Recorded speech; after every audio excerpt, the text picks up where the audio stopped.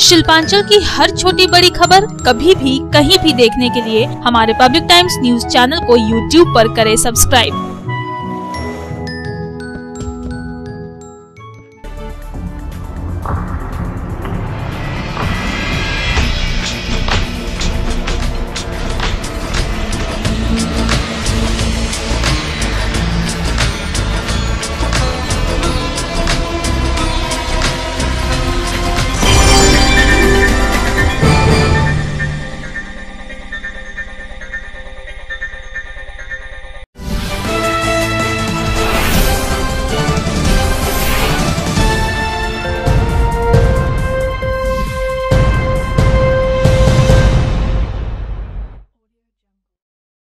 নমস্কার, আমি কৌশিক। পাবলিক টাইমসের নিউজ সেগমেন্ট এসআর টাইমসে আপনাদের স্বাগত। খবর শুরুর আগেই নজর রাখবো আজকের হেডলাইন্সে। হেডলাইন্স নিবেদন করছেন Damodar industries private limited, choice of millions, রিস্তা জোকাভিনা রোডে। রানীগঞ্জের ইসিএল-এর কুনুস্তরিয়া এরিয়া অফিসের নিরাপত্তার দায়িত্বে থাকা আধিকারিকের বাড়িতে সিবিআই হানা। সিবিআই তল্লাশি অভিযান চলাকালীন হৃদরোগে আক্রান্ত আধিকারিক, পরে কাল্লা হাসপাতালে মৃত্যু আধিকারিকের। অবৈধ কয়লা কারবারের মামলায় ইসিএল-এর 4 আধিকারিকের বাড়িতেও সিবিআই হানা।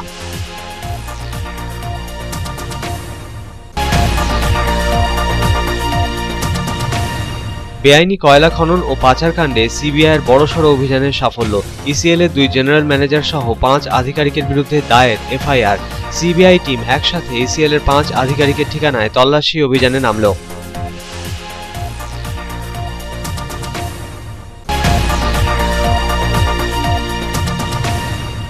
ফের আরও একবার কয়লা ব্যবসায়ী অরূপ মাঝি ওরফে লালা ও তার পরিচিতদের 36টিরও বেশি জায়গায় সিবিআইয়ের তল্লাশি অভিযান। সিবিআইয়ের আনা অভিযানে আসানসোল, শিল্পাঞ্চল থেকে শুরু করে কলকাতা ছড়ালো ব্যাপক চাঞ্চল্য।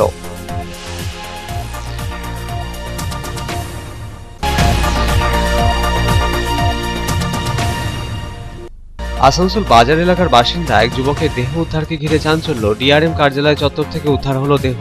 প্রাথমিক তদন্তে আরপিএফ ও পুলিশের অনুমান, ডিআরএম কার্যালয়ের ভেতরে অবস্থিত টাওয়ারের ওপর থেকে ঝাঁপ দিয়ে আত্মঘাতী হয়েছেন ওই যুবক।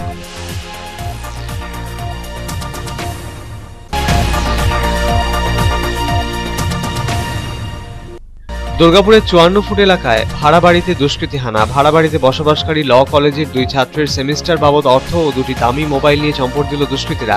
দুষ্কৃতীদের অন্ধকারে চিনতে পারেননি ছাত্ররা। ঘটনা তদন্তে পুলিশ।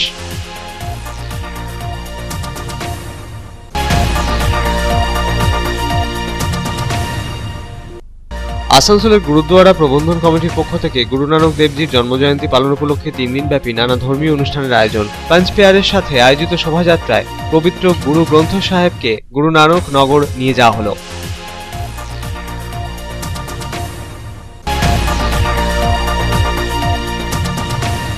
প্রত্যেক রাজ্যবাসীকে স্বাস্থ্যসাথী প্রকল্পের আওতায় আনার মুখ্যমন্ত্রীর সিদ্ধান্তকে স্বাগত জানিয়ে আসানসোলে পশ্চিম বর্ধমান জেলা তৃণমূল কংগ্রেসের সাংবাদিক বৈঠক। স্বাস্থ্যসাথী প্রকল্পের সুফল ব্যাখ্যা করলেন বিধায়ক ও তৃণমূল কংগ্রেসের পশ্চিম বর্ধমান জেলার মুখপাত্র তাপস বন্দ্যোপাধ্যায়।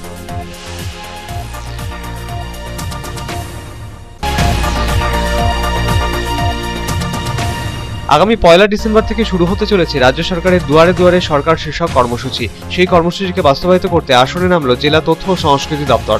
আসানসোলে জেলা পরিষদ ও অন্যান্য সরকারি প্রতিনিধিদের নিয়ে আয়োজন আলোচনা সভার।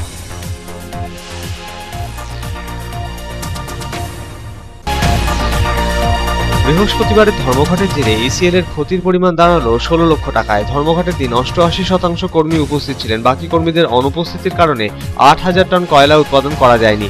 2000 টাকা টন হিসেবে 16 লক্ষ টাকা ক্ষতি হয়েছে বলে দাবি সংস্থার।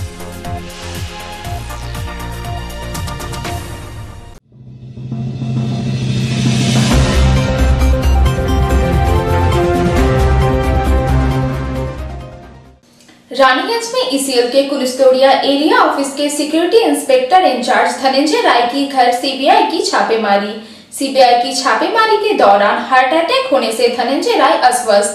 इलाज के क्रम में ईसीएल के कालना सेंट्रल हॉस्पिटल में धनंजय राय की मौत। कोयले के अवैध उत्खनन एवं तस्करी मामले में ईस्टर्न कोलफील्ड लिमिटेड के 4 अधिकारियों के घर सीबीआई की छापेमारी।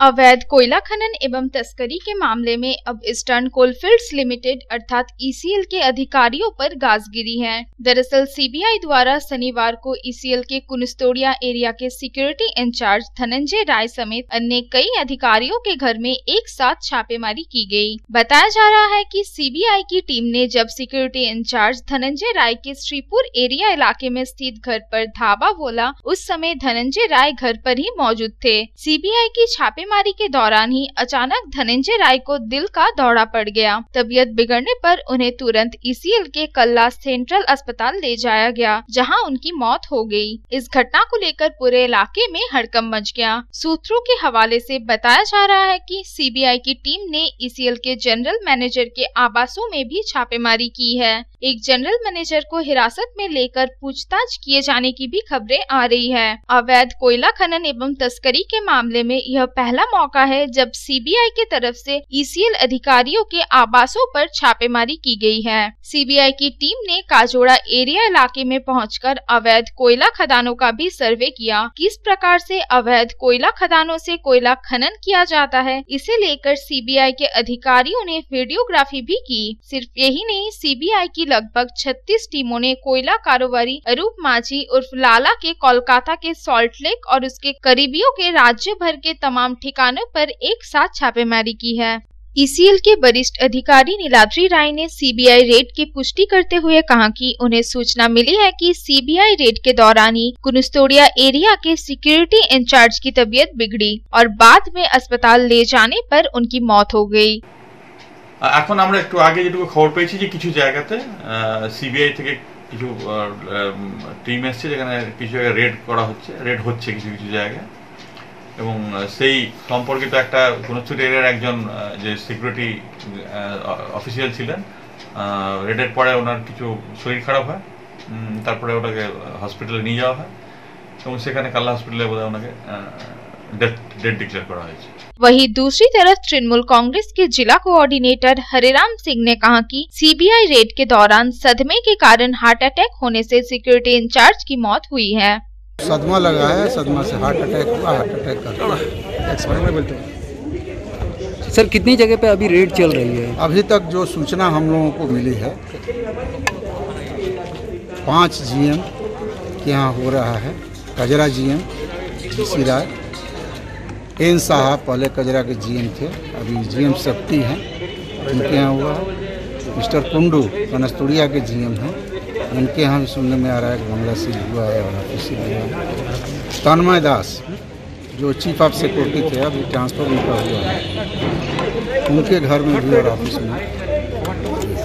तो तृणमूल कांग्रेस के लोग लिप्त रहते तो जीएम तो तृणमूल कांग्रेस के नहीं हैं, चीफ ऑफ सिक्योरिटी तो तृणमूल कांग्रेस के नहीं हैं, तो उनके घर में रेड हो रहा है। इससे साबित हो रहा है कि तृणमूल कांग्रेस के लोग इसमें इन्वॉल्व नहीं है।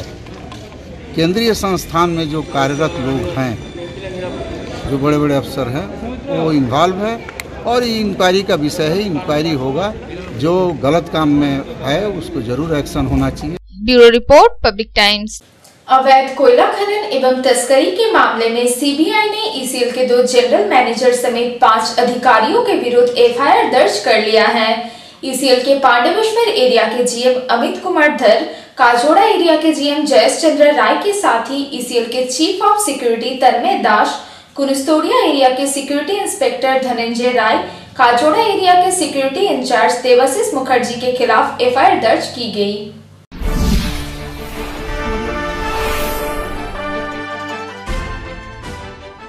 अवैध कोयला खनन एवं तस्करी के मामले में सीबीआई ने अब तक की सबसे बड़ी कार्रवाई करते हुए ईसीएल के 2 जनरल मैनेजर समेत 5 अधिकारियों के विरुद्ध एफआईआर दर्ज कर लिया है। शनिवार को ही सीबीआई की टीम ने एक साथ ईसीएल अधिकारियों के ठिकानों पर छापेमारी की। यह छापेमारी दिन भर चली। सीबीआई की टीम अलग अलग भागों में विभक्त होकर ईसीएल अधिकारियों के ठिकानों पर एक साथ धावा बोला। सूत्रों के अनुसार ईसीएल के पांडवेश्वर एरिया के जीएम अमित कुमार धर, काजोड़ा एरिया के जीएम जयेश चंद्र राय के साथ ही ईसीएल के chief of security Tanmay Das, Kunustoria area के सिक्योरिटी इंस्पेक्टर धनंजय राय और काजोड़ा एरिया के सिक्योरिटी इंचार्ज देवाशीष मुखर्जी के खिलाफ एफआईआर दर्ज की गई है। अमित कुमार धर इससे पहले कुनिस्तोड़िया एरिया के जीएम थे। यहाँ बता देना जरूरी है कि शनिवार को जब सीबीआई की टीम ने सिक्योरिटी इंस्पेक्टर धनंजय राय के घर में छापेमारी की थी, उसी क्रम में हार्ट अटैक से धनंजय राय की मौत हो गई। सूत्रों का कहना है कि संभवतः यह पहली बार है जब अवैध कोयला खनन एवं तस्करी के मामले में ईसीएल के बड़े अधिकारी सीबीआई की कार्रवाई की चपेट में आए हैं। वैसे अवैध कोयले के कारोबार में ईसीएल के कुछ अधिकारियों की मिलीभगत के आरोप हमेशा से ही लगते रहे हैं और सवाल भी उठते रहे हैं कि बगैर अधिकारियों एवं ईसीएल के सुरक्षा कर्मियों की मिलीभगत के अवैध कोयला का कारोबार कैसे संभव है। यही वजह है कि सीबीआई ने जब अवैध कोयला खनन एवं तस्करी के रैकेट को खंगालना शुरू किया तो ईसीएल के बड़े अधिकारी भी उसकी रडार पर आ गए। सीबीआई की कार्रवाई से ईसीएल के समस्त एरिया से लेकर साकतोड़िया हेडक्वार्टर तक खलबली मच गई है। रानीगंज से रामबाबू यादव की रिपोर्ट, पब्लिक टाइम्स। एक बार फिर सीबीआई की टीम ने कोयला कारोबारी अरूप माझी उर्फ लाला और उसके करीबियों के लगभग 36 से ज्यादा ठिकानों पर एक साथ छापे मारी।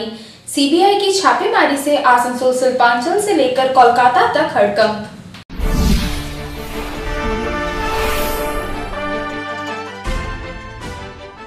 अवैध कोयला खनन एवं तस्करी के मामले में अब सीबीआई ने कोयला कारोबारी और अरूप माझी उर्फ लाला पर शिकंजा कसना शुरू कर दिया है। शनिवार को एक बार फिर सीबीआई की टीम ने लाला और उसके करीबियों के लगभग 36 से ज्यादा ठिकानों पर एक साथ छापेमारी की। सीबीआई के ताबड़तोड़ छापेमारी को लेकर आसनसोल शिल्पांचल से लेकर कोलकाता तक हड़कंप मच गया। गौरतलब है कि इसी महीने केंद्रीय गृह मंत्री अमित शाह जब बंगाल के दौरे पर आए थे, ठीक उसी समय आयकर विभाग एवं सीबीआई टीम ने लाला और उसके करीबियों के तमाम ठिकानों पर छापेमारी की थी।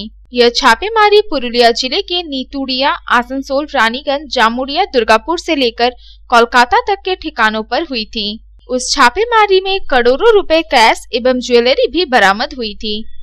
इसके अलावा करोड़ों रुपए के निवेश संबंधी कागजात भी आयकर विभाग के हाथ लगे थे। आयकर विभाग एवं सीबीआई की छापेमारी के बाद तमाम कोयला कारोबारी अंडरग्राउंड हो गए थे और सिंडिकेट ऑफिस में भी पहले ही ताला लटक गए थे। अब एक बार फिर सीबीआई ने लाला के ठिकानों पर धावा बोला है। कोलकाता के सॉल्ट लेक लेकर स्थित उसके आवास पर सुबह में ही सीबीआई की टीम ने दबिश दी और अंतिम खबर मिलने तक यह छापेमारी जारी थी। सूत्रों के हवाले से बताया जा रहा है कि अवैध कोयला खनन एवं तस्करी के मामले में सीबीआई की अलग अलग टीमें लाला के पुरुलिया जिले के नीतूड़िया स्थित आवास के साथ ही आसनसोल, रानीगंज, दुर्गापुर के भी विभिन्न ठिकानों पर छापेमारी कर रही है। Bureau report, public times. Asansol বাজার এলাকার বাসিন্দা এক যুবকের দেহ উদ্ধারকে ঘিরে চাঞ্চল্য। ডিআরএম কার্যালয় চত্বর থেকে উদ্ধার হলো দেহ। প্রাথমিক তদন্তে আরপিএফ ও পুলিশের অনুমান ডিআরএম কার্যালয়ের ভিতরে অবস্থিত টাওয়ারের ওপর থেকে ঝাঁপ দিয়ে আত্মঘাতী হয়েছেন ওই যুবক। তবে ঠিক কী কারণে এমন ঘটনা, এর পেছনে কি অন্য কোনো রহস্য লুকিয়ে রয়েছে তা খতিয়ে দেখছে পুলিশ।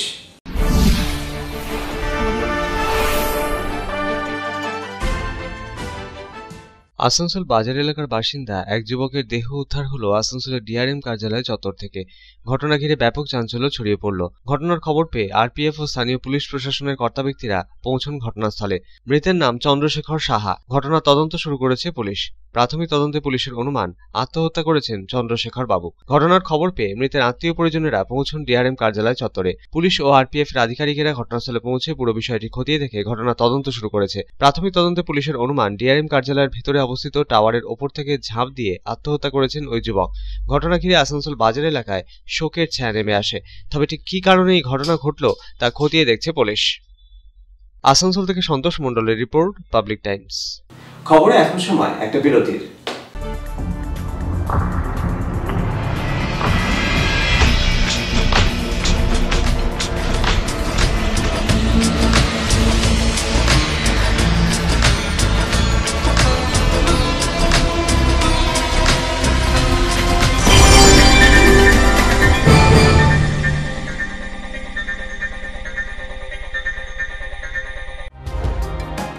सर्वप्रथम पब्लिक टाइम्स के बारे में छोटा सा वक्तव्य रखेंगे। हम लोगों ने बहुत तरह के उतार चढ़ाव देखे हैं, लेकिन आप लोगों के निरंतर सहयोग, स्नेह प्रेम, प्यार एवं उत्साह। পাবলিক টাইমস এই যে সংস্থা আমাকে যে এখানে এনেছে তার জন্য আমি ওনাদেরকে ধন্যবাদ জ্ঞাপন করছি এবং ওনাদের সমস্ত যে কর্ম সেটা বৈভব আকার ধারণ করুক আমি স্বামী বিবেকানন্দের কাছ থেকে प्रार्थना करছি। न्यूज के जो मापदंड होते हैं उस पर खरा उतरते हुए इसी तरह आप काम करते रहे, क्योंकि वर्तमान समय में चाहे वो प्रिंट मीडिया हो चाहे इलेक्ट्रॉनिक मीडिया हो, इंडिपेंडेंटली काम करना बहुत कठिन हो गया है। आधुनिक काल के बाद पोस्ट मॉडर्न, जिसमें स्वार्थ और इंडिविजुअलिज्म व्यक्ति प्रमुख हो गया है, समाज, परिवार, राज्य और राष्ट्र कहीं पीछे जा रहा है। ऐसे समय में पब्लिक टाइम्स के द्वारा समाज सेवी का सम्मान करना निश्चित रूप से अभिनंदनीय है। রানীগঞ্জের যে সংস্কৃতি, রানীগঞ্জের যে কালচার, ঐতিহ্য, সেটাকে একদিকে ধরে রাখা, আরেকটা হচ্ছে যে পাবলিক টাইমস কিভাবে এগিয়ে যাচ্ছে সেটাকে পাবলিকলি হাইলাইট করা, এই দুটোকে একসাথে কম্বাইন করে আজকের এই অনুষ্ঠান। পাবলিক টাইমস আপনাদের সহযোগিতা, আপনাদের আশীর্বাদ নিয়ে, সকলের সম্মিলিত প্রয়াস এবং প্রচেষ্টা দিয়ে হচ্ছে পাবলিক টাইমস এগিয়ে চলুন। পাবলিক টাইমস উত্তরোত্তর, পাবলিক টাইমসের শ্রীবৃদ্ধি উত্তরোত্তর হচ্ছে যে বহির্মুখ আকার ধারণ করুন। এই সংবাদপত্র, প্রিন্ট মিডিয়া বা ইলেকট্রনিক্স মিডিয়া, মানুষ খুব ছাপা কথাকে বিশ্বাস করে, মানুষ খুব চোখের সামনে যেটা দেখে সেটাকে বিশ্বাস করে। তো যারা এই কাজটা করে তাদের কিন্তু অনেক প্রতিকূল অবস্থার মধ্যে এই কাজটা করতে হয়। পাবলিক টাইমসের প্রায় 3.5 থেকে 4 লক্ষ দর্শক আছে, অডিয়েন্স আছে এখানকার এই সারাউন্ডিং এরিয়ায়। আমি পাবলিক টাইমসের নিউজ সমস্তভাবে দেখেছি এবং দেখে একটা জায়গায় উপনীত হয়েছি, সিদ্ধান্তে এসেছি যে না, পাবলিক টাইমসে তারা চেষ্টা করে সঠিক খবরটাকে প্রকাশ করে দেওয়া। জয়সওয়ালকে পাবলিক টাইমসে যিনি কর্ণধার, তাকে কৃতজ্ঞতা জানাই। তারা রানীগঞ্জের মানুষের কাছে, রানীগঞ্জের হৃদয়ে তারা নিজেদের জায়গা করে নিয়েছে। সমাজের প্রতিটি স্তরের মানুষকে সম্মানিত করা এবং তাদের সঙ্গে নিত্য যোগাযোগ না থাকলে এত সুন্দর মহৎ অনুষ্ঠান করা যায়। Public Times, let me tell you, it is my news channel when I travel every day from Durgapur to Raniganj. Vinodji, I thank you very much. He sends me the news and through the YouTube also, and that is my pastime for 20 minutes. I hear to that channel when I travel from Durgapur to Raniganj. It's a wonderful company.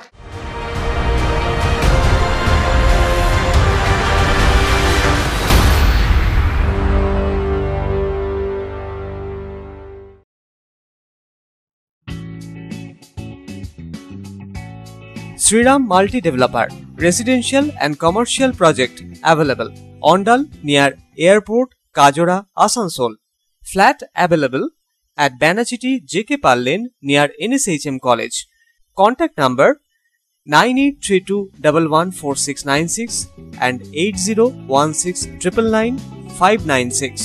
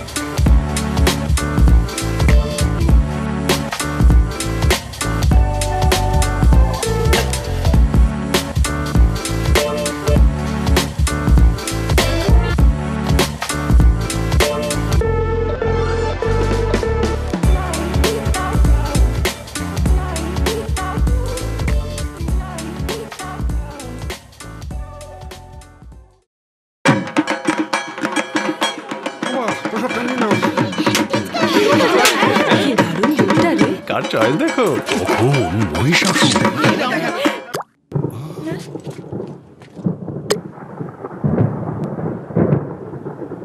পুজোর আড্ডায় break change করে নাও ঠিক, no মাথায় হাত। Let's go to পুজোর সকাল বিকেল সেই ঢুক দিতে চায় আড্ডাতে, ছাদেই বাঁধন হারা ভরসা দিচ্ছে Tata, Tata Structura. Raniganj Lions JDMC DAV Public School issuing of admission form for the academic session 2021-2022 for classes LKG to 8 shall commence from 9th November 2020 through online rljdmcdavps.raniganj.org. Interested parents may approach the school office for detailed information. Contact number 0341 448605. 8 AM to 3 PM all working day. Mobile number 7585995956 9051624545. 8 AM to 2 PM all working day. দুর্গাপুরের 54 foot এলাকায় ভাড়া থাকেন দুর্গাপুরের ল কলেজের 2 ছাত্র। সেই ভাড়া বাড়িতেই দুষ্কৃতী হানা। জানালা দিয়ে দুষ্কৃতীরা ভেতরে ঢুকে নগদ অর্থ ও দামি মোবাইল নিয়ে চম্পট দিল। অন্ধকারে দুষ্কৃতীদের চিনতে পারেননি ছাত্ররা। পুলিশ ঘটনাস্থলে পৌঁছে সরেজমিনে বিষয়টি খতিয়ে দেখে ঘটনার তদন্ত শুরু করেছে।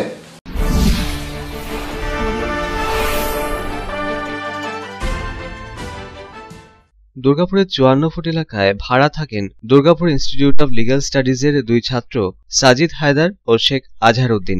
শুক্রবার রাতে দুষ্কৃতীরা হানা দিল ওই ভাড়া বাড়িতে। ভাড়া বাড়ির জানালা কেটে ভেতরে ঢোকে দুষ্কৃতীরা। এরপরই ওই 2 ছাত্রের 2টি দামি মোবাইল ও নগদ 24,000 টাকা নিয়ে চম্পট দেয় দুষ্কৃতীরা। 4-5 জন দুষ্কৃতী ছিল বলে জানিয়েছেন ছাত্ররা, তবে তাদের মুখ ঢাকা ছিল, তাদেরকে কাউকেই চিনতে পারেননি তারা। পরীক্ষার লাস্ট সেমিস্টারের টাকা রাখা ছিল ওই 2 ছাত্রের কাছে। একজনের কাছে 11,000 ও আরেকজনের কাছে 13,000, মিলিয়ে মোট 24,000 টাকা গতকাল রাতে দুষ্কৃতীরা জানালা কেটে ঢুকে নিয়ে যায় বলে দাবি ছাত্রদের। Durgapur institute legal studies last year final year, তো তার জন্য আমরা এখানে ভাড়াই থাকি বাড়িতে।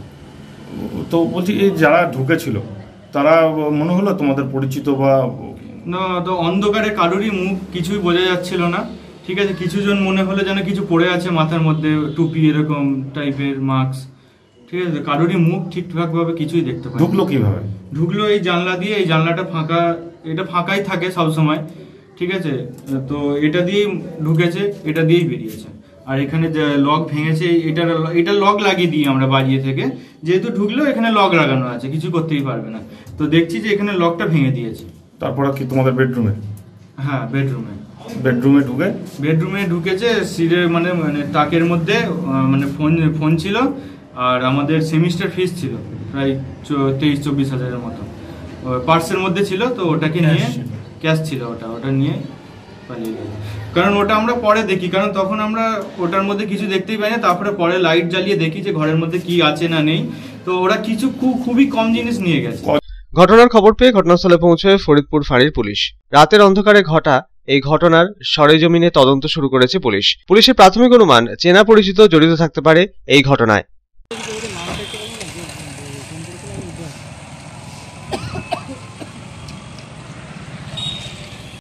दुर्गापुर থেকে साधन रोजेर report, public times. Asansol Gurudwara Prabandhan committee की ओर से गुरु नानक देव जी की जन्म जयंती पर शनिवार से शुरू हुआ 3 दिन व्यापी धार्मिक कार्यक्रम।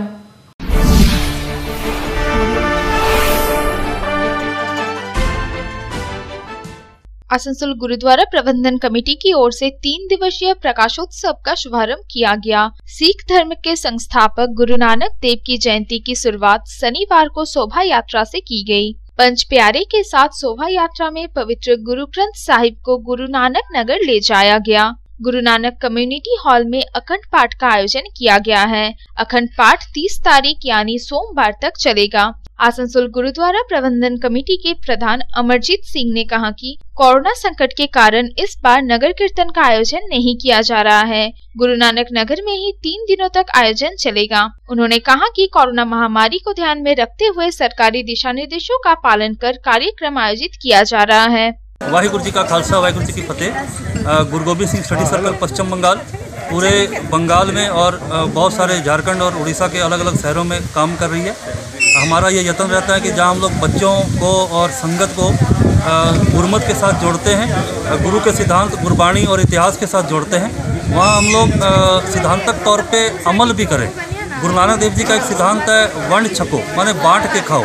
आज बराबरता की बात की जाती है, यूएनओ या और बड़े बड़े कंट्री में ये इतलाह किया जाता है, भाषण दिया जाता है कि हमें बराबरता ले आनी है। तो बराबरता कैसे आएगी?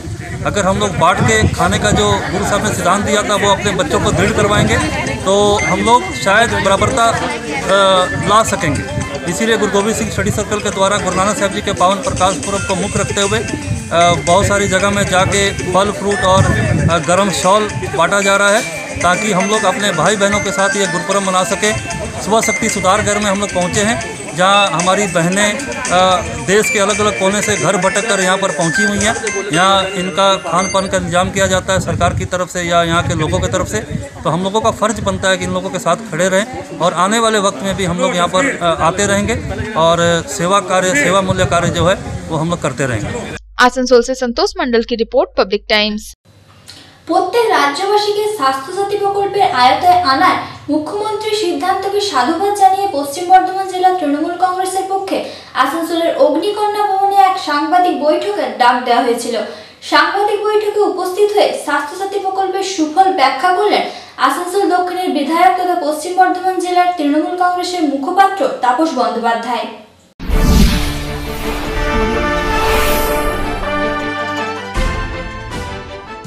পশ্চিম বর্ধমান জেলা তৃণমূল কংগ্রেসের পক্ষে আসানসোলের অগ্নিকন্যা ভবনে শনিবার এক সাংবাদিক বৈঠকের ডাক দেওয়া হয়েছিল। আয়োজিত সাংবাদিক বৈঠকে প্রধান বক্তা হিসেবে উপস্থিত ছিলেন আসানসোল দক্ষিণের বিধায়ক, এডিডিএ চেয়ারম্যান ও পশ্চিম বর্ধমান জেলা তৃণমূল কংগ্রেসের মুখপাত্র তাপস বন্দ্যোপাধ্যায়, অশোক রুদ্র সহ অন্যান্যরা। স্বাস্থ্যসাথী প্রকল্পের আওতায় রাজ্যের প্রত্যেক বাসিন্দাকে আনার মুখ্যমন্ত্রীর ঘোষণাকে সাধুবাদ জানালেন তাপস বন্দ্যোপাধ্যায়। ৩০ ডিসেম্বর ২০১৬ সালে স্বাস্থ্যসাথী প্রকল্পের ঘোষণা করেছিলেন মুখ্যমন্ত্রী। ২০১৭ সালের জানুয়ারি মাস থেকে স্বাস্থ্যসাথী প্রকল্প কার্যকর হয়। স্বাস্থ্যসাথী প্রকল্পের আওতায় রাজ্যের প্রত্যেক বাসিন্দাকে আনার মুখ্যমন্ত্রীর ঘোষণার পর এই প্রকল্পের আওতায় কি কি সুবিধা মিলবে তার ব্যাখ্যা করলেন তাপসবাবু। সরকার নির্ধারিত নার্সিংহোম হাসপাতালগুলিতে পরিবার পিছু ৫ লক্ষ টাকা পর্যন্ত চিকিৎসা করাতে পারবেন এই প্রকল্পের আওতায় থাকা বাসিন্দারা, এমনটাই জানালেন তিনি। আপনারা জানেন যে মাননীয় মুখ্যমন্ত্রী একটি ঐতিহাসিক ঘোষণা করেছেন, স্বাস্থ্যসাথী প্রকল্পের আওতায় পশ্চিমবঙ্গের প্রতিটি জনগণকে আনার। এই ঘোষণার ফলে পশ্চিমবঙ্গের প্রতিটি নাগরিক এই সুবিধা পাবে। এই সুবিধা যেসব পরিষেবা সরকারি হাসপাতালে পাওয়া যায় না, এখন তো সরকারি হাসপাতালে বিনা পয়সায় প্রত্যেক লোকই পরিষেবা পান। যারা একটু উন্নত মানের চিকিৎসা পেতে চান তারা পশ্চিমবঙ্গ সরকারের নির্ধারিত নার্সিংহোমগুলোতে, এবং তাতে মনে হয় 90% নার্সিংহোমগুলি তার আওতাভুক্ত হয়েছে, সেখানে ৫ লক্ষ টাকা পর্যন্ত তারা বছরে চিকিৎসা করাতে পারবেন। অন্যদিকে আসানসোলের বিএনআর কার্যালয় তৃণমূলের মাইনরিটি সেলের পশ্চিম বর্ধমান জেলার অন্তর্গত ব্লক কমিটির নতুন সদস্য ও পদাধিকারীদের নাম ঘোষণা করেন সংগঠনের জেলা সভাপতি সৈয়দ আফরোজ। এর ঠিক কিছুক্ষণের মধ্যেই মাইনরিটি সেলের নতুন একটি জেলা কমিটি ও 17টি ব্লক কমিটির সদস্য ও পদাধিকারীদের নাম ঘোষণা করেন সংগঠনের জেলা চেয়ারম্যান গোলাম সরোয়ার। কিন্তু কেন? সাংবাদিকদের ছোড়া এই প্রশ্নের জবাবে তাপস বন্দ্যোপাধ্যায় জানালেন এই বিষয়টি তার সঠিক জানা নেই, খোঁজ খবর নিয়ে তিনি বিষয়টি জানাবেন। তবে কোনো ভুল ত্রুটি হয়ে থাকলে জেলা নেতৃত্ব বিষয়টি মিটিয়ে নেবে বলে মত প্রকাশ করেন তিনি। ভুল বোঝাবুঝি হচ্ছে বা কমিউনিকেশন গ্যাপ হয়েছে আমার যত মনে হয়, আমিও ব্যাপারটা সঠিক জানি না, আমি আপনার কাছেই শুনলাম আর কি। সকালে তো কাগজ দেখার সময় নেই, তো জানি না, খোঁজ খবর নিশ্চয়ই জেলা থেকে ব্যাপারটা সমাধান করতে হবে। এটা আমার কাছে বিশাল ব্যাপার, বড় ব্যাপার নয়। আমাদের নেতৃবৃন্দ আছেন, তারা নিশ্চয়ই ব্যাপারটা সর্ট আউট করে দেবেন। একই প্রশ্নের উত্তরে তৃণমূল কংগ্রেসের পশ্চিম বর্ধমান জেলার মুখপাত্র অশোক রুদ্র জানালেন এই বিষয়টি তারও জানা নেই, দল এই বিষয়ে যা সিদ্ধান্ত নেওয়ার তা নেবে। যারা তৃণমূল কংগ্রেস করি আমরা সবাই মমতা ব্যানার্জির লোক। আমি আপনাদের মুখেই প্রথম শুনলাম আমি এই বিষয়টা। দল নিশ্চিত এটা দেখে যেটা উপযুক্ত সিদ্ধান্ত দল নেবে। যেখানে আসানসোল থেকে সন্তোষ মণ্ডলের রিপোর্ট, পাবলিক টাইমস। আগামী 1 ডিসেম্বর থেকে শুরু হচ্ছে রাজ্য সরকারের দুয়ারে সরকারের অভিযানকে সফল করতে শনিবার আসানসোল জেলা পরিষদের এবং অন্যান্য সরকারি প্রতিনিধিদের নিয়ে একটি আলোচনা সভার আয়োজন করা হয়।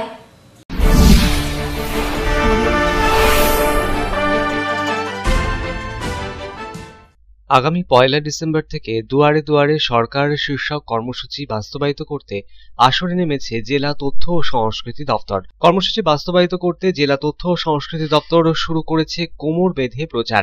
সরকারি বিভিন্ন প্রকল্পের সুবিধে যাতে আমজনতা পায় সেই লক্ষ্য পূরণে সরকারি এই বিশেষ কর্মসূচি নেওয়া হয়েছে। জেলা, মহকুমা, ব্লক, পঞ্চায়েত স্তরে শুরু হয়েছে প্রস্তুতি। রাজ্য সরকারের স্বাস্থ্যসাথী প্রকল্প ছাড়াও 10টি বিভিন্ন সরকারি প্রকল্পের বিষয় আমজনতাকে জানাতে বিভিন্ন সময় অনুষ্ঠিত হবে শিবির। সেই শিবিরগুলির মাধ্যমেই হবে বিভিন্ন প্রকল্পের নাম নথিভুক্তকরণের কাজ। ট্যাবলোর সাহায্যে প্রচার চালানোর পাশাপাশি প্রচারের কাজে লাগানো হবে লোকশিল্পীদেরও, এমনটাই জানা গিয়েছে জেলা তথ্য ও সংস্কৃতি দপ্তর সূত্রে। মাইকিং করেও জেলা, মহকুমা, পঞ্চায়েত ও ব্লক স্তরে প্রচার চালানোর উদ্যোগ নেওয়া হয়েছে বলে জেলা তথ্য ও সংস্কৃতি দপ্তর সূত্রে খবর। Bureau report, public Times. বৃহস্পতিবার সাধারণ ধর্মঘটের জেরে এসিএল এর ক্ষতির পরিমাণ দাঁড়ালো 16 লক্ষ টাকা, এমনটাই জানা গিয়েছে সমস্ত সূত্রে। এসিএল এর সিএমডি দপ্তর সূত্রে জানা গিয়েছে বন্ধের দিন গড়ে 88% কর্মী উপস্থিত ছিলেন। বাকি অনুপস্থিতির কারণে ক্ষতির পরিমাণ দাঁড়ায় 16 লক্ষ টাকা। দাবি এসিএল এর সিএমডির কারিগরি সচিবের।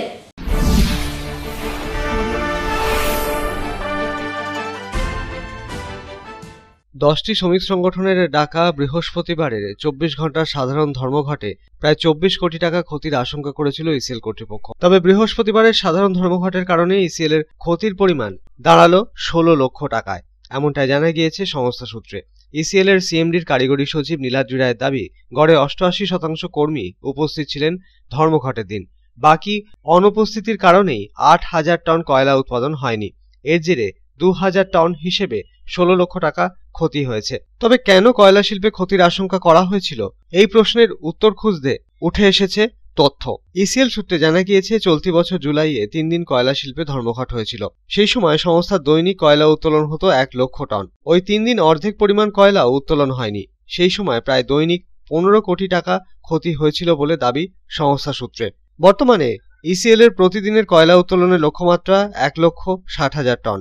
ফলে এর নিরিখে যদি অর্ধেক উত্তোলন হয় তাহলেও ক্ষতির পরিমাণ দাঁড়ায় প্রায় 24 কোটি টাকা, এমনটাই আশঙ্কা করেছিল ইসিএল কর্তৃপক্ষ। তবে সংস্থা সূত্রে জানা গিয়েছে বৃহস্পতিবারের সাধারণ ধর্মঘটের কারণে ইসিএল এর ক্ষতি হলো প্রায় 16 লক্ষ টাকার। যদিও ইসিএল এর সিএমডির কারিগরি সচিব নীলাদ্রি রায় জানান, যাতে সব কর্মী কাজে যোগ দেন এবং উত্তোলন প্রক্রিয়া অব্যাহত থাকে সে বিষয়ে আগে থেকে প্রচারও চালানো হয়েছিল। প্রচার চালানো সত্ত্বেও ক্ষতি আটকানো গেল না। বৃহস্পতিবারের সাধারণ ধর্মঘটের কারণে ইসিএল এর ক্ষতি হলো প্রায় 16 লক্ষ টাকা, এমনটাই জানানো হয়েছে সংস্থা সূত্রে। Bureau report, public Times. এখনকার মতো খবর এই পর্যন্তই। আপনারা দেখছেন public Times, your voice hour mission. নমস্কার।